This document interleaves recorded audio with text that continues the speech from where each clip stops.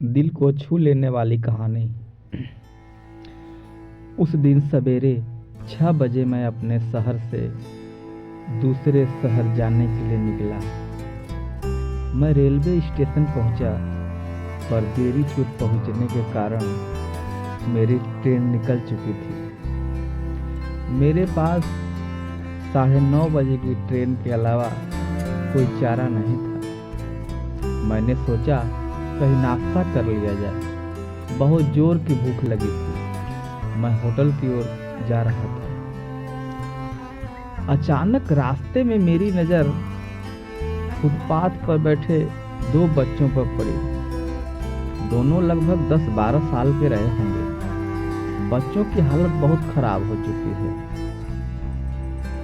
कमजोरी के कारण अस्थि पिंजर साफ दिखाई दे रहे थे। वे भूखे लग रहे थे। छोटा बच्चा बड़े को खाने के बारे में कह रहा था। बड़ा उसे चुप कराने की कोशिश कर रहा था। मैं अचानक रुक गया।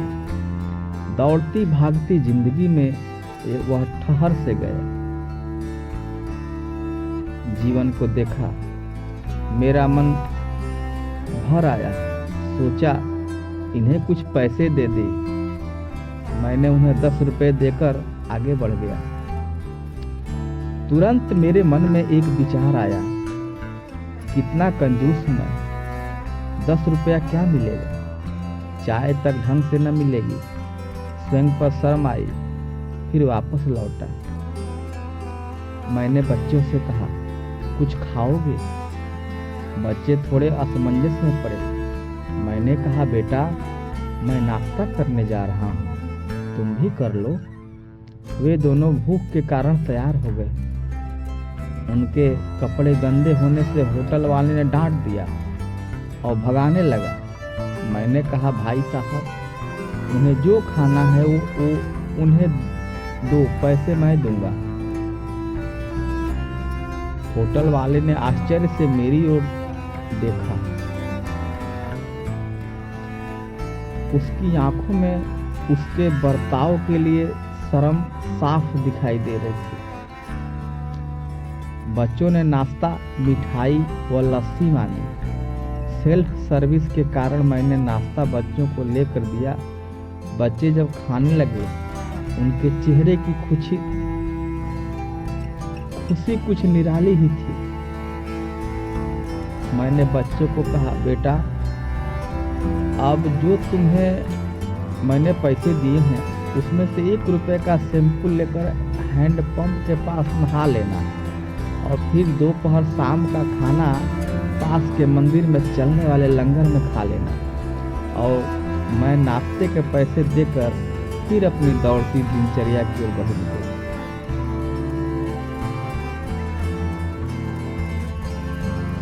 वहाँ आसपास के लोग बड़े सम्मान के साथ देख रहे थे। होटल वाले के शब्द आदर में परिवर्तित हो चुके थे। मैं स्टेशन की ओर निकला। थोड़ा मन भारी लग रहा था। मन थोड़ा करके उनके बारे में सोचकर दुखी हो रहा था। रास्ते में मंदिर आया। मैंने मंदिर की ओर देखा और कहा, हे भगवान आप कहाँ हो? इन बच्चों की ये हालत पे भूख आप कैसे चुप बैठे रह सकते हो? दूसरे ही क्षण मेरे मन में विचार आया, पुत्र अभी तक जो उन्हें नाश्ता दे रहा था वो कौन था? क्या तुम्हें लगता है तुमने वह सब अपने सोच से किया?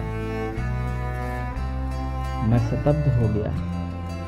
मेरे सारे प्रश्न समाप्त हो गए।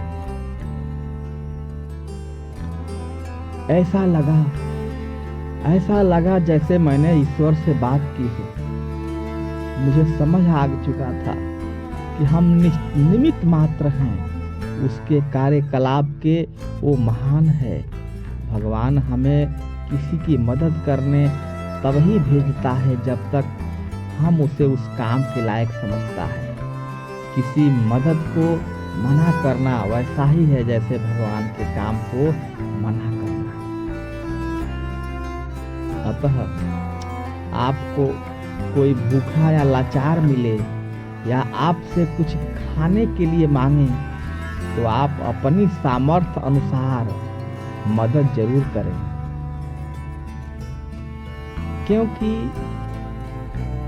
क्योंकि दोस्तों स्वयं भगवान ने आपको इस काम के लिए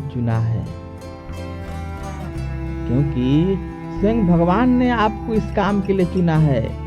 चलिए आज ही सुहानी सुबह का शुभारंभ करें कुछ इसी संकल्प के साथ कि भिक्षावृत्ति को हम बढ़ावा न दें, लेकिन अशक्त, लाचार और भूखे की मदद हम जरूर करें। ईश्वर से प्रार्थना हमें सद्बुद्धि प्रदान करे और इस लायक बनाए। हम बदलेंगे, युग बदलेगा, हम सुधरेंगे, युग सुधरेगा। पहले अपना आप सुधारें, यारो मिलजुल कर हम मानवता का रूप निखारें।